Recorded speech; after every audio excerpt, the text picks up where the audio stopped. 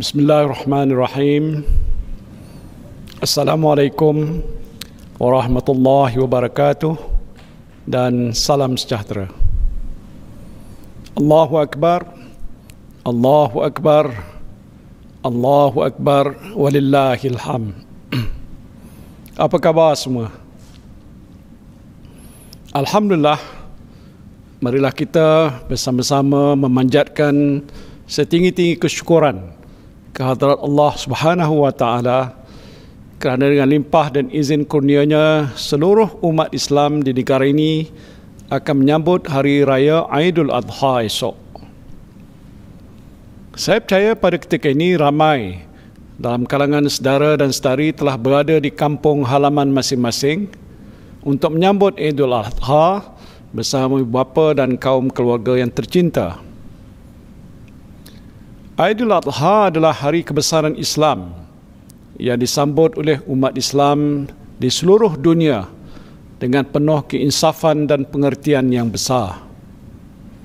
Kisah dan sejarah pengorbanan agung Nabi Ibrahim alaihissalam dan anak anda baginda Nabi Ismail alaihissalam menjadi iktibar yang perlu sentiasa dihayati oleh seluruh umat Islam dalam kita menghadapi cabaran kehidupan seharian.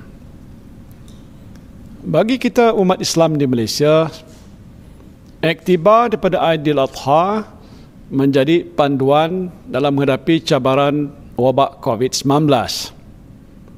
Aidil Adha pada kali ini mengingatkan kita tentang erti kesabaran dan berlapang dada dalam menempuh kesukaran hidup.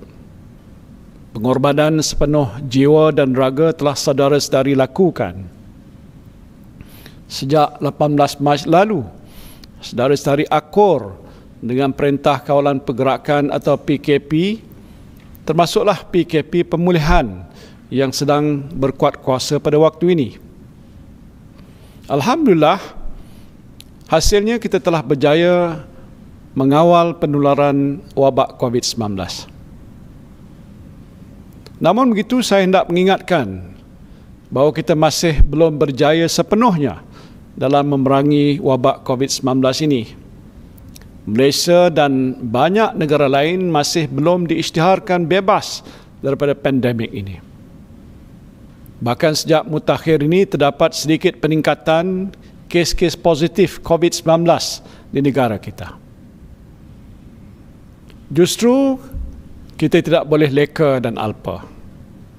Sebaliknya, kita mesti terus berusaha untuk memutuskan rantaian COVID-19 dengan mematuhi segala prosedur operasi standard atau SOP yang ditetapkan oleh kerajaan. Bersempena dengan Hari Raya Aidul Adha, mulai esok sehingga 13 Zulhijjah, ramai dalam kalangan saudara-saudari yang akan melaksanakan ibadah korban, iaitu suatu ibadah yang sangat dituntut oleh syarak.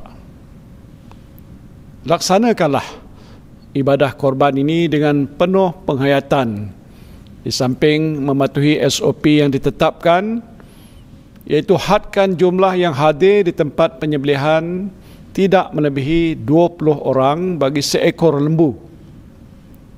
Anda juga tidak dibenarkan mengadakan kenduri di tempat ibadah korban dijalankan. Apabila selesai saja memotong dan membahagikan daging korban, segeralah pulang ke rumah masing-masing. Di rumah pula, pastikanlah jumlah sanak saudara yang datang berziarah tidak melebihi 20 orang pada satu masa. Elakkan bersalam-salaman. Dan jika di rumah anda ada keluarga yang sedang menjalani kuarantin di rumah, beritahu sanak saudara, jiran tetangga dan sahabat anda jangan datang ziarah. Ini bahaya. Kita tidak tahu, mungkin akan ada jangkitan jika orang yang di kuarantin itu kemudiannya didapati positif COVID-19. Di samping itu, pastikan ahli keluarga yang sedang menjalani kuarantin tidak keluar daripada rumah. Jangan dia pula yang berjalan ke sana ke sini. Saya dapat laporan ada dalam kalangan mereka yang sedang menjalani kuarantin di rumah, keluar daripada rumah. Ini satu kesalahan berat. Tindakan tegas akan diambil ke atas mereka yang melanggar arahan kuarantin ini. Seperkara lagi, Hari Raya Aidil Adha esok jatuh pada hari Jumaat. Saya pasti masjid di pekan-pekan kecil dan kampung-kampung akan menjadi agak sesak, bukan saja semasa solat sunat Aidil Adha, tetapi juga semasa solat Jumaat diadakan.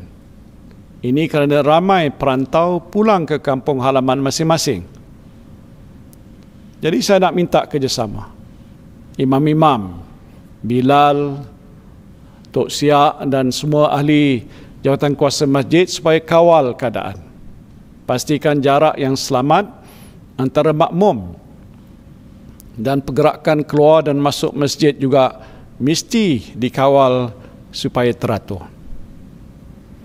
Saya sebutkan SOP ini secara agak terperinci sebagai peringatan supaya sepanjang sambutan Aidil Adha esok dan pada hari-hari tasyrik, keadaan terkawal dan teratur. Saya nak mengingatkan juga, kita tidak peka dan berhati-hati, kemungkinan jangkitan COVID-19 merebak semasa musim perayaan ini adalah tinggi.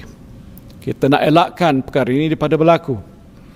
Jadi lebih baiklah kita beringat dan berwaspada. Saudara dan saudari yang saya kasihi sekalian, saya berdoa semoga ibadah korban kita pada tahun ini diterima oleh Allah Subhanahu wa taala. Ibadah ini merupakan tanda ketaatan, ketakwaan dan kehambaan kita kepada Allah. Kepada bakal jemaah haji yang tertangguh peluang untuk menunaikan rukun Islam kelima pada tahun ini akibat wabak COVID-19, saya berdoa semoga saudara dan saudari akan berpeluang menunaikan ibadah haji pada tahun-tahun hadapan.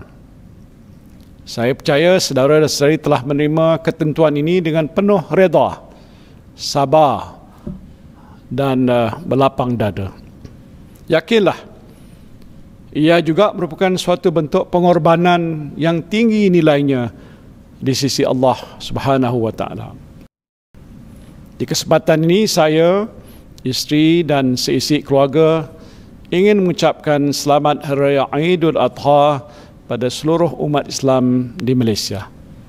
Raikanlah Aidil Adha secara bersederhana sebagaimana tuntutan syariat dan hayatilah erti pengorbanan di sebalik Aidil Adha pada kali ini. Tanpa mengenal erti putus asa, marilah kita bersama-sama memanjatkan doa kehadrat Allah Subhanahu wa taala. Semoga wabak COVID-19 segera berakhir.